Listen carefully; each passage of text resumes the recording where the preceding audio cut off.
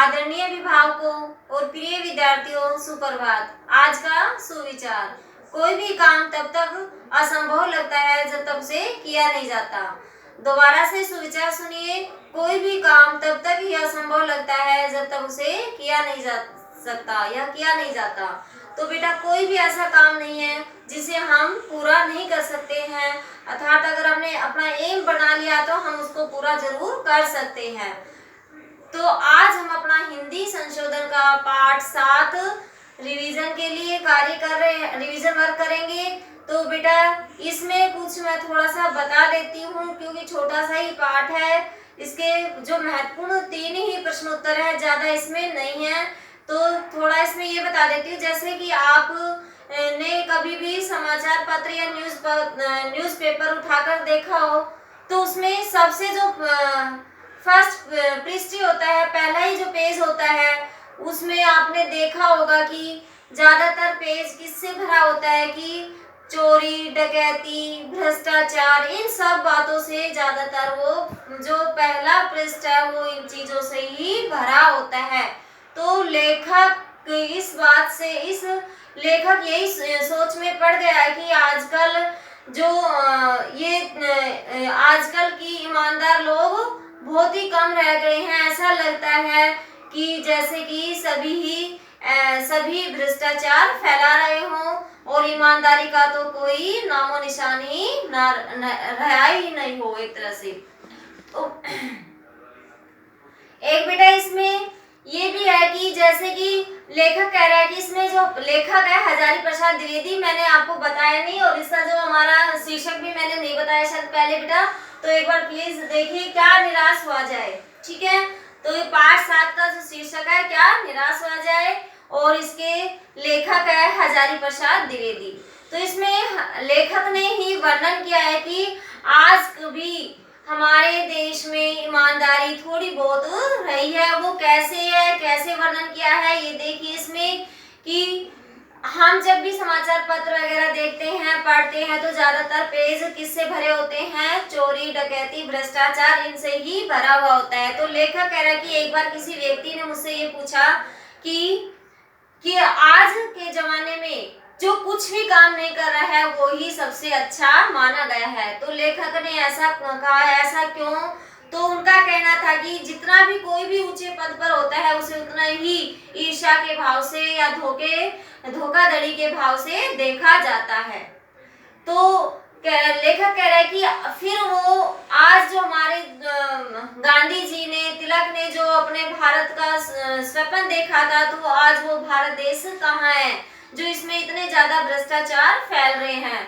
तो एक बार लेखक कह रहे हैं कि लेखक का कहना है कि ईमानदारी यहाँ पे है कि जब एक बार लेखक अपने रेलवे स्टेशन पर जाकर गलती से 10 रुपए की बजाय 100 रुपए दे देता है, तो वो अपने सेकंड क्लास के डब्बे में जाकर बैठ जाता है। तो जो टीटी होता है या जो रेलवे का कंडक्टर होता है, वो जाकर क्या है कि उसको ढूंढते हुए सबका चेहरा पहचानता हुआ उनके पास चला जाता है, लेखक के पास चला जाता है और कहता है कि मैंने भी ध्यान नहीं दिया और आपने भी ध्यान नहीं दिया, गलती से आपने मुझे 10 रुपए की बजाय 100 रुपए दे दिए। तो यहाँ लेखक का यही विचार है कि अभी भी ईमानदारी है, अभी भी हमारे देश में ऐसे लोग हैं जो सच्चे मन से, ईमानदारी से कार्य कर रहे हैं। दूसरी एक और कहानी उनके साथ जो बीती है, ये थी कि जब लेखक बस यात्रा कर रहा था अपने परिवार के साथ, उसके 3 बच्चे भी थे साथ में और उनकी वाइफ थी। तो जब वो यात्रा कर रहा था और जहाँ उनके पहुँचने का ठिकाना था या जगह थी, उससे 8 किलोमीटर इधर ही उनकी बस क्या है कि वो खराब हो जाती है। उसमें और भी लोग बैठे हुए होते हैं। तो जैसे ही बस खराब हो जाती है तो जो बस का कंडक्टर है उतरकर वो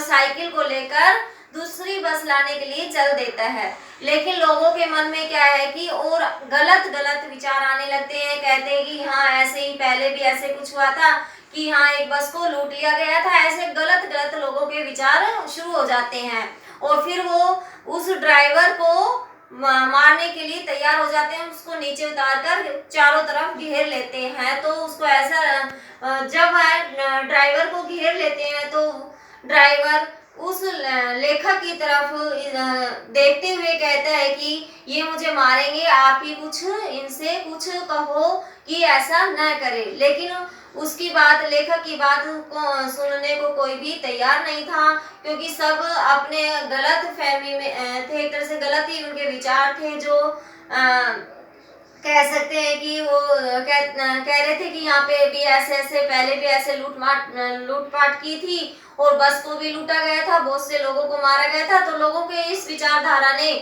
ऐसा कर दिया कि उस ड्राइवर को मारने के लिए तैयार हो गए थे।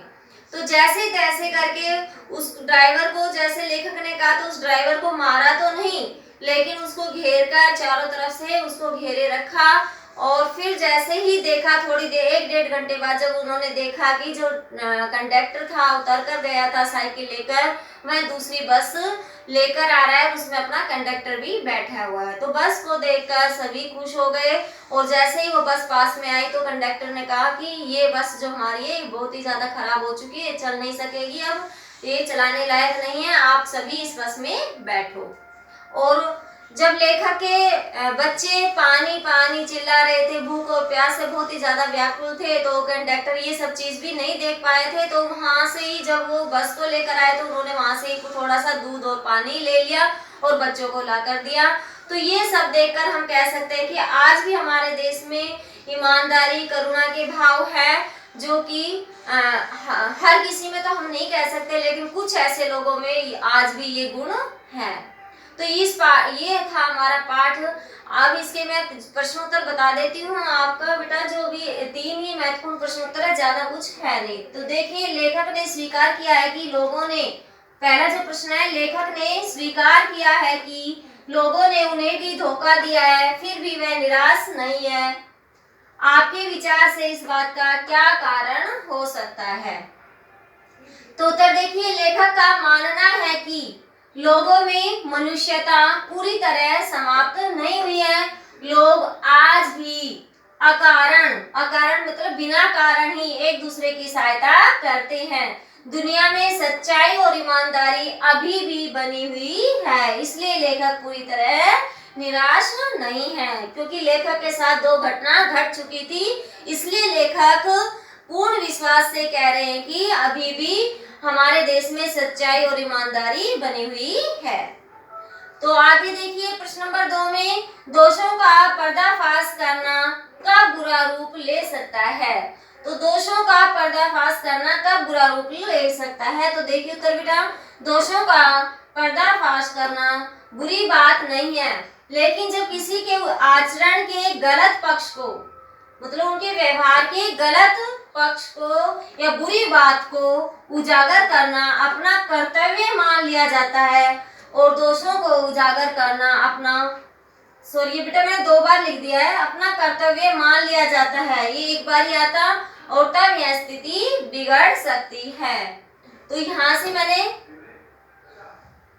ये 2 बार लिखा गया बेटा, ये दोषों को यहाँ से देखिए, उजागर करना अपना कर्तव्य मान लिया जाता है, और फिर यहाँ से आ जाएगा तब यह स्थिति बिगड़ सकती है। ठीक है, इसमें मैंने 2 बार रिपीट कर दिया बेटा। ये हमारा सिर्फ यही था कि दोषों का पर्दाफाश करना, यह दोषों का पर्दाफाश करना बुरी बात नहीं है, लेकिन जब उसे हम अपना कर्तव्य, किसी के बुरे आचरण को हम अपना कर्तव्य मान लेते हैं, बुरी बात को अपना रस मानकर उसको उजागर करते हैं, तो बात बिगड़ सकती है। कहने का अर्थ ये था इसमें। ठीक है बेटा, आगे देखिए। अब आजकल के बहुत से समाचार पत्र या समाचार चैनल दोषों का पर्दाफाश कर रहे हैं। इस प्रकार के समाचारों और कार्यक्रमों की सार्थकता पर तर्क सहित विचार लिखिए। तो देखिए, उत्तर में हमारे विचार से आजकल के बहुत से समाचार पत्र या समाचार चैनल दोषों का पर्दाफाश केवल अपने समाचार पत्रों व समाचार चैनलों को प्रकाश में लाने व उन्हें प्रगति देने के लिए करते हैं, इसके अलावा उनका और कोई उद्देश्य नहीं है।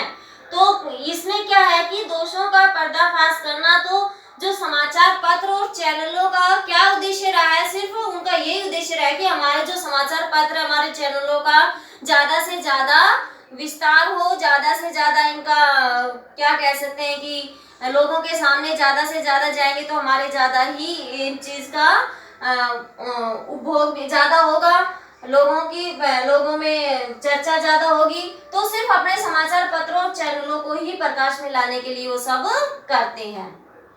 ठीक है बेटा, तो ये थे हमारे 3 ही महत्वपूर्ण प्रश्नोत्तर, ज्यादा कुछ नहीं थे इसमें बेटा, ये अपने याद करना है अच्छे से। धन्यवाद।